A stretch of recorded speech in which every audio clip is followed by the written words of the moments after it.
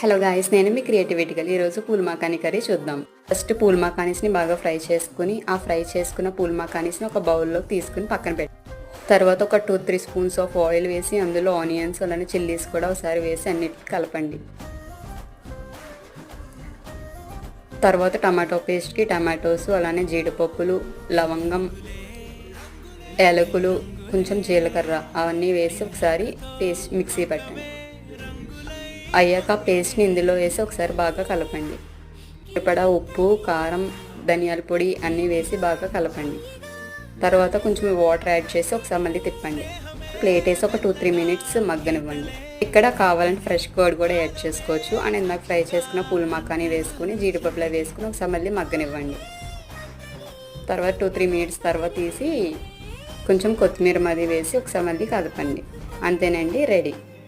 Please like, share and subscribe it.